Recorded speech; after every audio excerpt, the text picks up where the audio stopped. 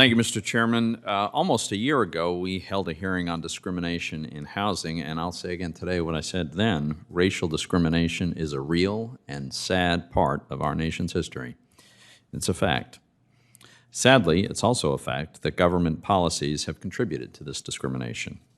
In my view, history shows us that when it comes to housing in America, including housing discrimination, government has often been the problem, not the solution.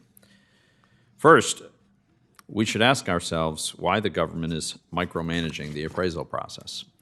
As long as taxpayers are not on the hook for the risk-taking and subject to existing consumer protection and anti-discrimination laws, each private sector market participant should be free to develop its own approach to underwriting its loans. And that flexibility should permit significant discretion to experiment with new technologies like automated valuation models or other alternatives to full appraisals of loan collateral. For example, when there are numerous bids for a home, the best appraisal is probably the market itself. But unfortunately, that's not the system we have today. Instead, taxpayers stand behind more than 2/3 of our mortgage loans, and federal appraisal regulation extends even to much of the small remaining portion that's not backed by the government. Government intervention begets more government intervention. And here we are today with my colleagues advocating a, quote, action plan that will layer yet more regulation on top of an already Byzantine and antiquated set of appraisal regulations. Thankfully, there are laws against discrimination for real estate transactions, including appraisals.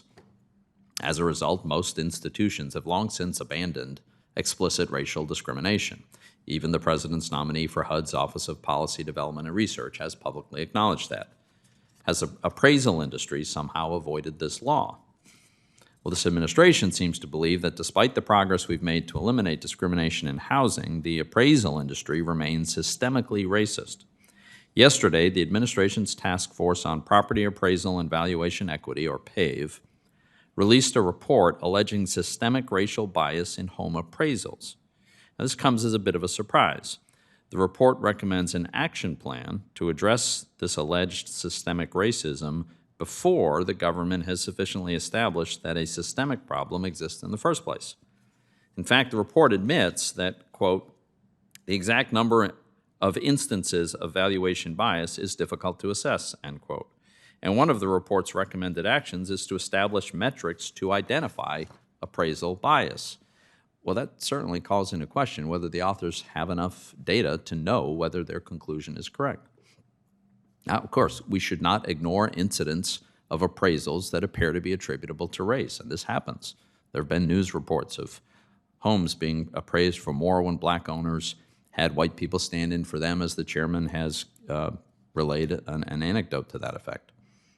And FHFA reviewed millions of appraisals and found some instances where the appraiser included direct references to race or another protected class. These things are not right.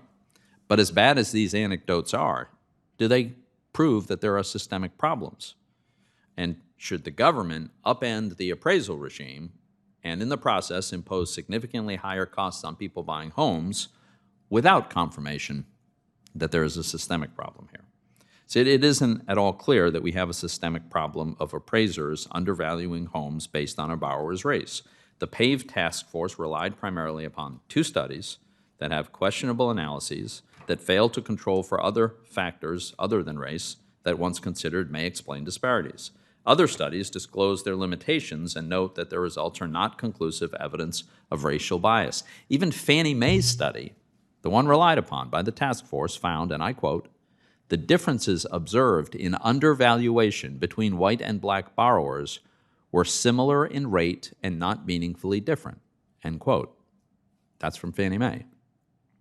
And another recent academic study, which the PAVE report fails to cite, found racial appraisal bias in mortgage refinance transactions to be either uncommon or to have relatively minor effect on valuations. Yet we are still holding a hearing today to address what we are told is a systemic problem of racial bias in home appraisals. So I'm concerned that the PAVE report devotes only half a page to a discussion of the risks of overvaluing homes. Instead, the report recommends studying the use of alternatives to the sale comparison approach of appraisal and the use of range of value estimates instead of a single value estimate for appraisals. But rather than increasing the accuracy of appraisals, these suggestions increase the risk of overvaluation. and that risk is exacerbated for rural properties, which already can be challenging to appraise. I don't think we should be doing anything to make appraisals of rural housing more difficult, nor should we adopt recommendations that, in general, could undermine confidence in appraisals and ultimately reduce the availability of credit for all borrowers. The overvaluation of homes harms taxpayers on the hook for underwater mortgages, and it also harms borrowers, in many cases minority borrowers, who've been sold overvalued homes. I hope we reject any changes that end up increasing the risk of overvaluation. As I've said before, one of the lessons we should learn and apply is that when it comes to housing in America, government has often been the problem, not the solution. Thank you, Mr. Chairman.